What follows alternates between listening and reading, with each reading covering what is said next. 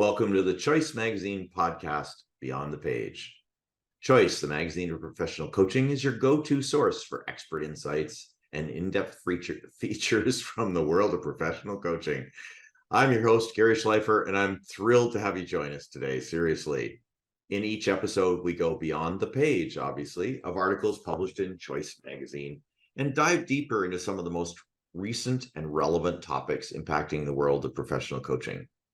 Exploring the content, interviewing the talented minds like one we have here today behind the articles, and uncovering the stories that make an impact. Choice is more than a magazine. For over 21 years, we built a community of like-minded people who create, use, and share coaching tools, tips, and techniques to add value to their business. And of course, what we all want, impact our clients. In today's episode, I'm speaking with co-founder and CEO of OwlHub, David Morelli, who's the author of an article in our latest issue, Humanizing Healthcare. If you have the video, I'm showing it now. Courageous Coaching at a Crossroads. His article is entitled Coaching Styles Revolution: 7 Organizing Forces Behind Great Coaching. A little bit about David Morelli. He's a PhD, and as I said, the co-founder and CEO of OwlHub, and brings 25 years, he's got a few on me, of executive coaching and leadership development experience. David is the creator of the RESPECT Coaching Styles framework, that's trademark, by the way, and assessments. Formerly, David was a business school professor in I'm getting stuck on the P's today, man, in leadership, with an instructor rating of 4.93 out of 5 from executive audiences. Well done. David also served as the SVP of strategy and talent development for a tech company, helping them grow 100 times in 7 years. I feel sorry for those employees, to a $3.5 billion valuation. Change. Oh, David himself is the host of a podcast, and a #1 podcast, Owlcast, conveniently, that's good, with over 1.2 million subscribers. He holds an executive MBA and PhD in business with research in executive coaching and leadership from the University of Denver. Thank you so much for joining me today, David. Great to see you again. Thank you, Gary. Yeah, I'm so excited to be here with you. I remember we were just talking about how when we first met back in the Midwest Regional Conference in, what was it, Milwaukee? Milwaukee, yeah. Milwaukee. And then I saw you again at the recent Converge Spinning Your Wheel. Yes. So why don't you start by telling us a little bit about how you got to where you are today with this RESPECT and your research? Yeah. So I started off coaching back when people asked, what is a coach? Exactly. Yeah, absolutely. And today we don't really have to answer that as much. But when I said, I coach executives, and they said, well, what sport do executives play? like, no, you don't understand. And so I feel like we've come a long way in coaching since those early days. Truly. And so about 20 years into my coaching practice, I said, you know what, I want to get a PhD, and I want to study leadership, business, and coaching, and figure out what's going on inside of coaching and makes coaching so great. Because the research is very clear, right? Coaching works, and there's plenty of evidence of that in our own experiences, but also in the research literature. But when I looked at how coaching works, there was more of a sparse population of people who said, well, a little bit of this and a little bit of that. And, I was like, okay, well, there's a big gap there. And so I wanted to look at, how do coaches such as ourselves and those who are listening, how do we get great results? What's the actual way we go about doing it? And that's where the RESPECT Coaching Styles came in. That was the result of studying some of the world's best coaches. Yeah. Wow. And when was that research done? Yeah, so that started about 5.5 or so years ago.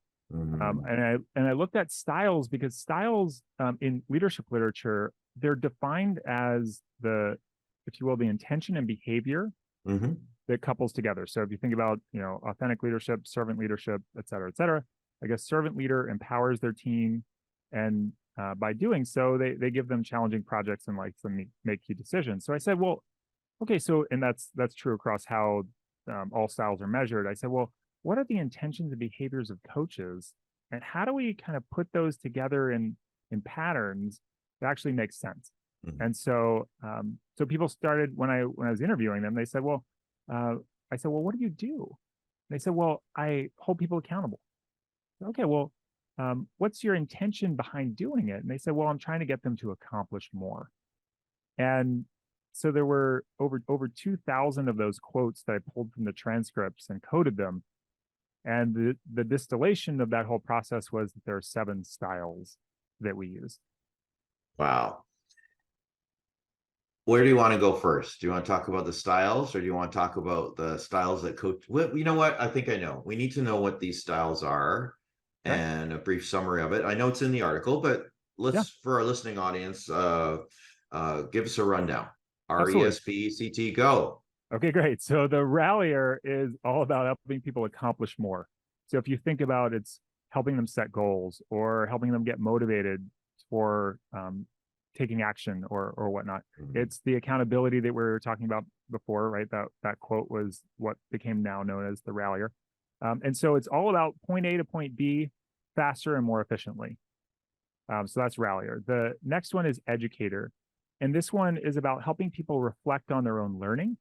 And it can be either learning that they gain from an article or from perhaps the coach themselves or from their own lives and experience, but it's taking knowledge and making it, I'll call it embodied capability, where they can apply that knowledge to really make more skilled, if you will, actions or more insights.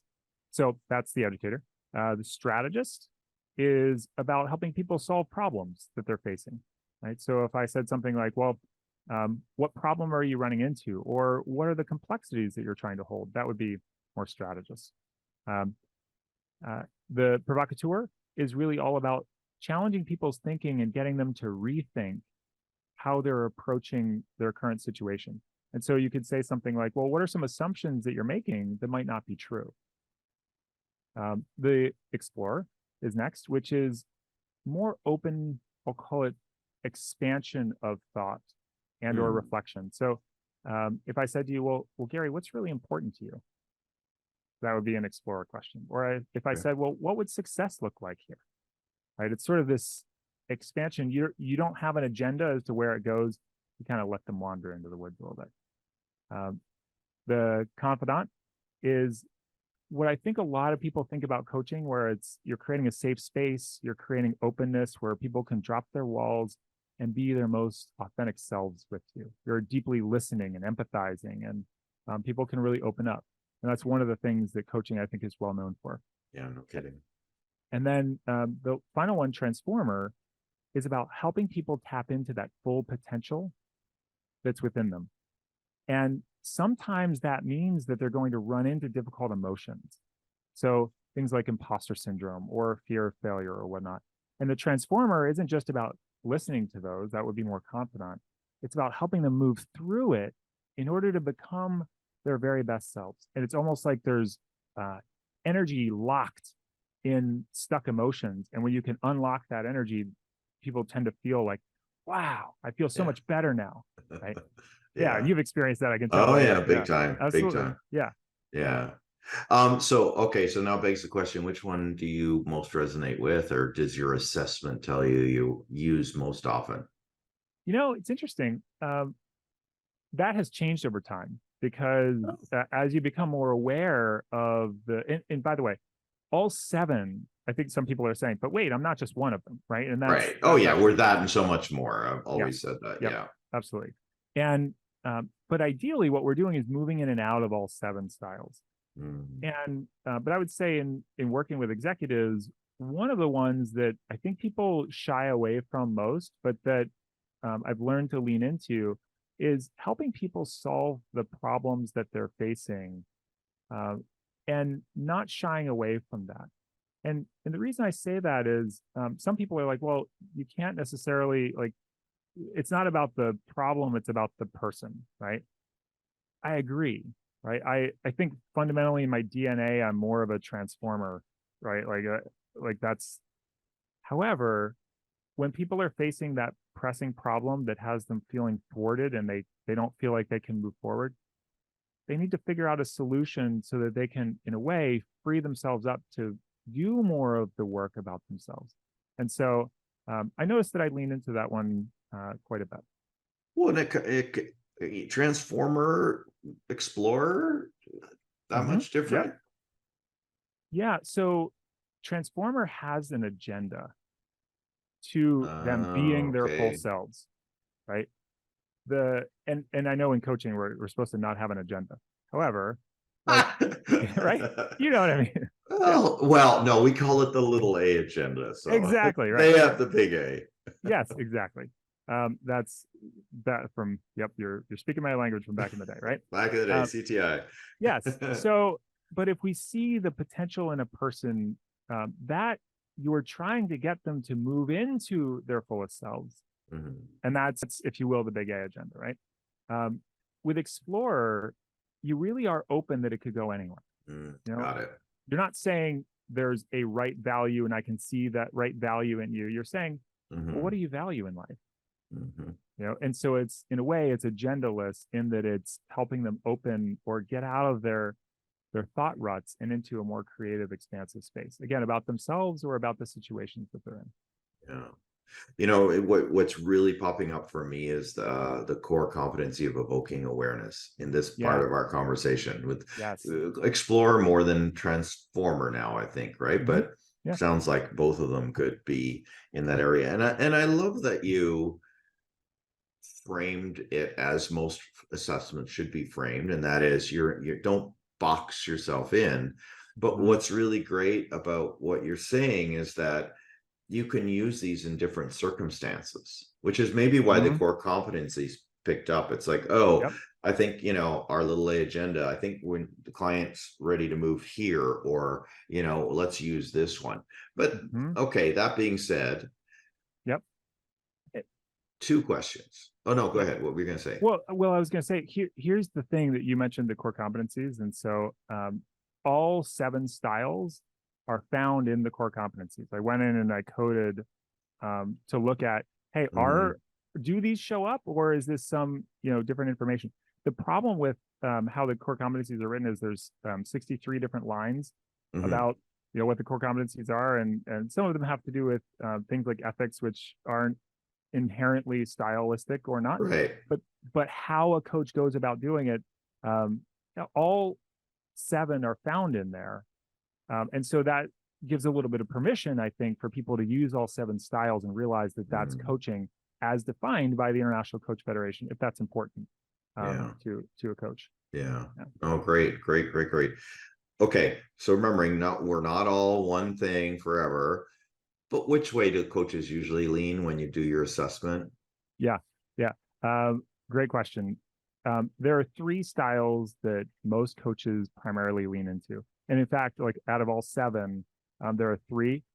And most people, they fall in these categories. In fact, when we were at the Converge conference, the International Coach Federation Global Conference, these are the 3 most picked buttons. So it's like both, as the one style and as the multiple styles, is the Explorer, the Confidant, and the Transformer.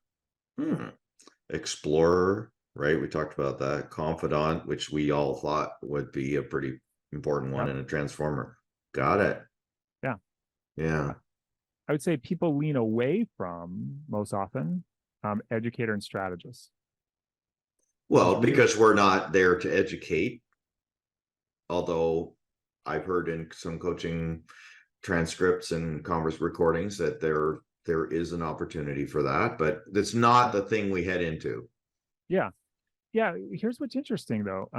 The CEO of the International Coach Federation, Magda Mook, who I know we both know, she said relatively recently that when coaching was starting, that we defined ourselves based on what we weren't in order to gain an identity. Right. So we're not a sports coach.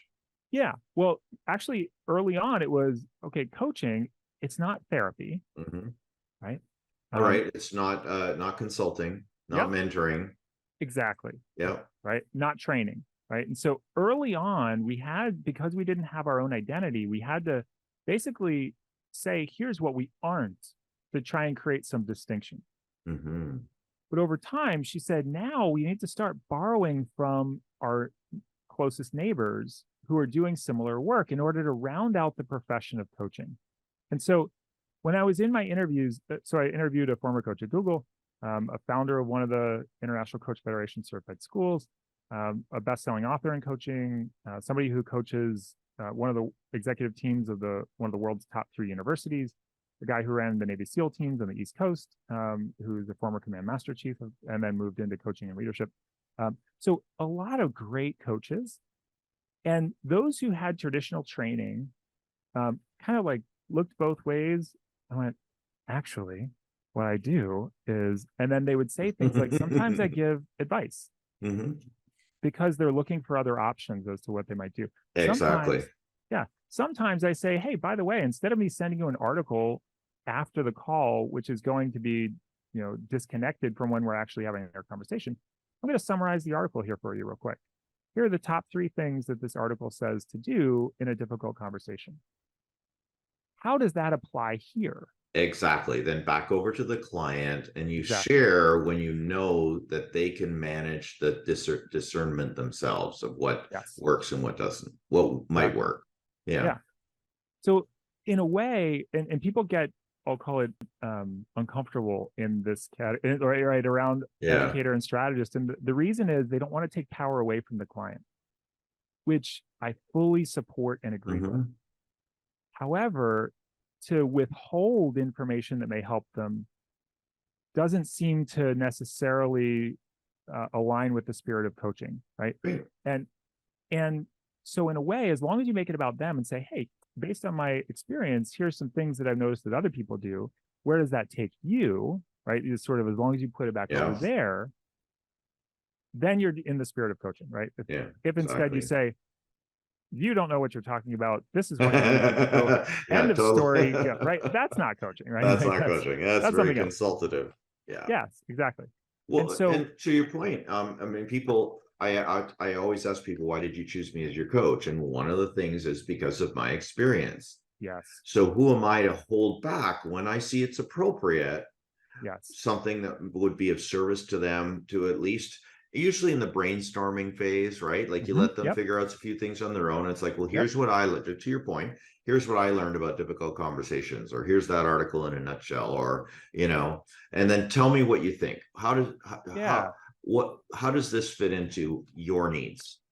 Back to coaching, right? Yeah. And you could say, how does it? You could say, how may it? Right. And depending on whether you want to be direct or indirect about it. And so in that way, we're bringing our whole selves to the coaching dynamic. And this is the discernment, right? These styles aren't necessarily just, while they do have language framings underneath each one, it's not just about, I'll call it what word choice you use. There's almost an embodiment of each of these styles, right? Where we want to bring, if you will, in the educator, we want to bring that reflectiveness to really ponder, be thoughtful about things. The strategist, there's almost this commitment to coming up with a clear solution to a complex problem, and the willingness to lean into that, right? Transformer is almost the embodiment of something else. So again, is like you're talking about, as long as we make it about them, we can bring our whole selves to coaching in service of them. And people have said, these coaching styles have helped them almost release their own blocks to how they're showing up, because they felt like those 2 styles were off limits. And I would say about half the coaches were traditionally trained, and all of them showed interview evidence of the strategist and educator. All these people who had on average 18 years of coaching experience and 14 years coaching executives specifically. So early on, it was a hedge to try to not have people come in and just say, hey, go do this because I know this and you don't know anything. Right? Right. It was a hedge. Yeah. But don't take it off the table forever. Right. Yeah. Well, to go backwards, coaching works in conjunction with those kind of efforts. I remember early days of my coaching, coach training, like research 20 some odd years ago. I remember seeing an article and it said that learning stays that 80% longer if you add coaching. Yes. And I wouldn't doubt that that's still the case. But and that I was love that 20 study, years by the ago. way. How did they remember that? How did they know that when we didn't really know what coaching was? Yes. A different question. This one's for me personally. So I run a business and I am a coach. Would I have different styles? Have you found that people have different styles as a leader versus a coach? It's a fantastic question. I find that people tend towards some of the same areas. However, when people say I'm going to put on my coaching hat, it's almost that marker of I'm going to shift into being different. And so ideally, we're showing up in ways that are needed in a moment by whomever we're speaking with. Sometimes that's somebody that's a client and you don't have that, I'll call it hierarchical relationship. And so there are going to be different things that are appropriate there. But as a leader, you might say, well, you might be a little bit more direct, or you might be a little bit more sitting on strategic. The mountain. Or yeah, exactly. Right. Yeah. And so it's just being conscious of how we're moving, that until we have this framework to understand the different styles or patterns within the ways that we move, we haven't known how to describe and flex and become conscious of the things that we're doing. Right. And so the business will and may need something different from you as in terms of how you express these styles from a leadership perspective versus necessarily a coaching client. Yeah. Good observation. Thank you. Good reminder. So coaches using your tool, how do they expand their use styles? Like you said, they're not just one, and we've already inferred that different situations can ask for different styles. But any other guiding advice for our listeners and readers? So on the website, we have a one question or basically like 1 minute quiz where you can go through and figure out your top one. But I think as you learn a little bit more about them, there's blogs on our website and things. Clearly, there's the article as well, which hopefully they've all have the magazine and are listening to this as a supplement to that. But I would say there are language patterns underneath each one. And the thing that makes styles great is that it isn't about personality. It's more about embodied behavior, right? So you can learn to ask more of the questions that you lean away from, but it's really hard to do that until you know your starting point, right? And so I think the first step I would say is to go, take this, reflect on it, and then learn a little bit more about the styles and how they express. But then practice stretching yourself, right? Like what I do is I tend to put like RESPECT on I use an iPad to take notes, and I put little check marks next to which styles I'm using, right? Right. And good then idea. over time, you realize, oh, wait a second, I'm leaning into this style more than others. I will say early on, people get a little confused as to which styles they are, but we go over that in training or in debriefs. Okay, now we have to watch our language because what we're saying is they aren't a style. Which styles they have tendencies to towards use, but each behind some of the the 7 forces behind every question, every statement has a style behind it. Sometimes you can actually combine styles as well. So if you said, what's your goal for solving this problem, right? You're actually combining rallier in the first part and strategist in the second. And so if we understand what we're doing and how we weave in and out of these, because each question, each statement has a style, what we discover is that we can become more skilled, more capable, more dynamic for others. So, but the starting point is figuring out, well, where am I starting with? What are my styles to begin with, frequencies wise? And then to me, for myself, I also heard observation, like play a bit with it, put RESPECT down beside it, keep the article there, and just have fun framing your coaching for the day. And then I Yeah, guess another one would be to specifically say, okay, I'm going to do my best, because it's not our agenda, to fit in sure. tea today, right? To do more tea work, because I Yeah, don't usually do it, that kind of thing. It's yeah. similar to training for, for your coaching certification. Really, it's like, what are you Exactly. noticing? What would you want more of? And then what evidence do you have to show in a recording when you submit it to the International Coaching Federation?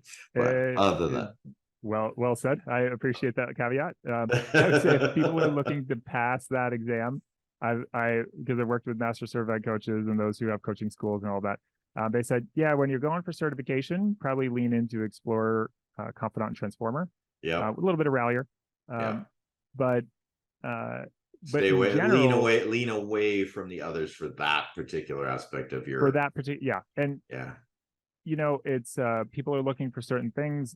While this is a revolution, the coaching styles will change how we fundamentally describe coaching. It's going to take a little while. So until that sort of trickles all the way through the coaching world, I would say lean into Explorer, Confidant, Transformer yeah. for that purpose. Yeah. Cool. Awesome. Um, what's in your future? What other studies have you done with the respect? What else are you up to? Yeah. We've done a couple studies with this, particularly as it relates to organizations. And so one found that we had 234 U.S. full-time workers, and when I asked them through the survey, "Hey, when you quit your job, why did you quit?" You know, and lack of motivation was one. Did you feel like you weren't getting uh, help with developing your skills, right? Meaning you were feeling like you didn't have enough of that. You didn't have enough help solving problems that you were facing, et cetera, et cetera. Those, by the way, were all coded to styles. And so 90% of people strongly agreed that they quit because one or more of those fundamental needs that the styles fulfill Mm-hmm. were missing. Hmm. Only 65% of them said it also had to do with money. But when people say why they quit, they cite money as the top reason, Mm-hmm. but it's not. This evidence suggests that it's actually coaching, and Right. that leaders becoming great coaches is what's needed. In fact, 3.7 styles were missing on average, but 30% of people quit because they were had two or fewer styles that were missing. So that was one. And then the other one was this question that says, well, can anyone become a coach? And what happens when we introduce coaching to the whole organization to teach them how to coach? And so I had a couple of the people who graduated from the Train the Trainer program that we have, and they were like the head of people as well as an internal coach. They Right. rolled it out to a group of 200 employees, and in 3 months, job satisfaction jumped 180%. Oh, wow. That's Right? amazing. And Amazing. Gary, I got to tell you, when they said, "Hey, we're going to roll this out and try and make everybody into a coach in the organization," Of course now. Yeah, yeah, now I'm like, what a 180%. great idea, right? Yeah. Then I was like, I don't know. I think what we should do instead is, give everybody. So an assessment for the coach, but there's also a mirrored assessment to say, how does your coachee want to be coached by you?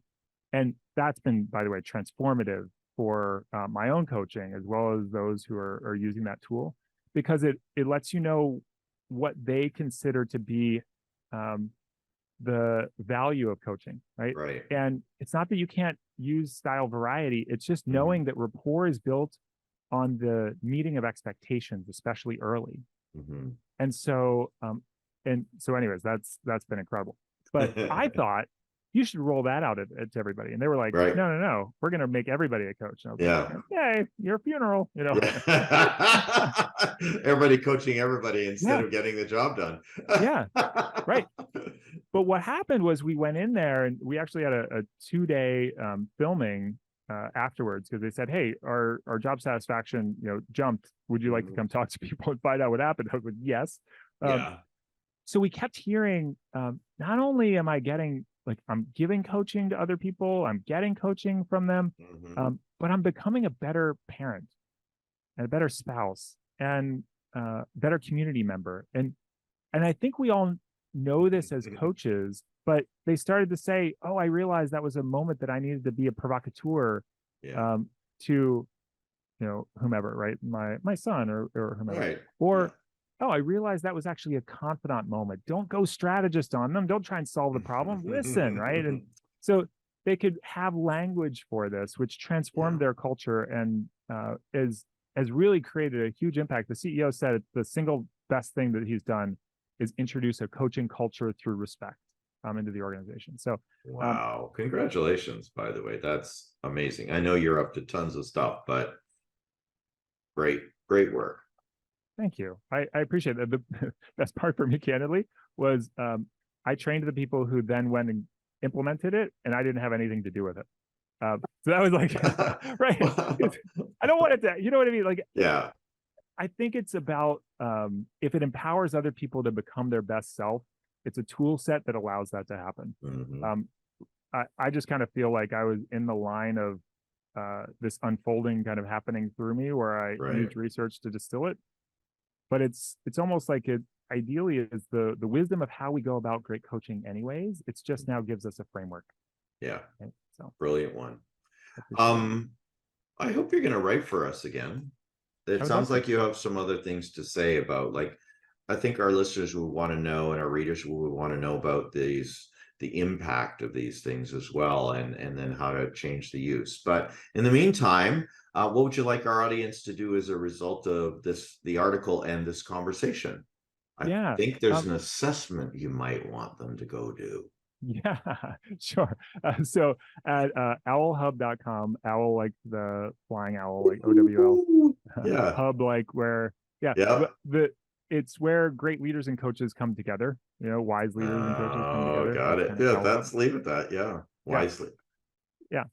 So OwlHub.com, right on the front page is an opportunity to take the 1-question quiz.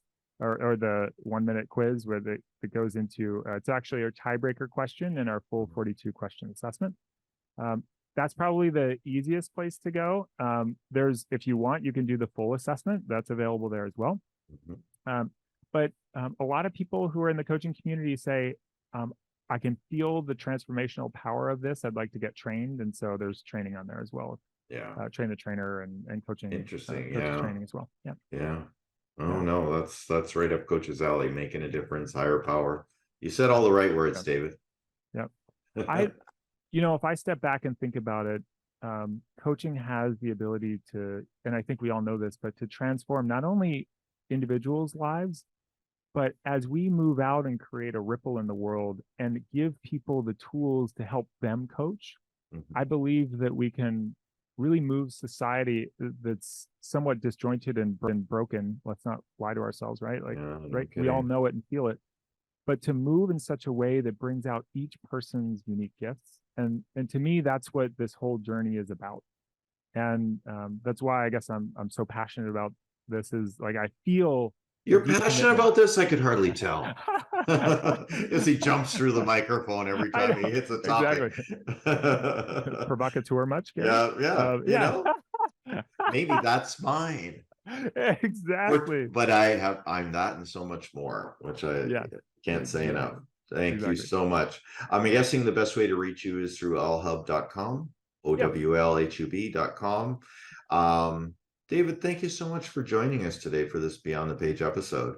I would love to have more time to talk to you, but as I said, well, just write for us and then we'll have you back on again. Yeah, let's do it. I would love to. Let's do it. Yeah, loving the research, loving the connection.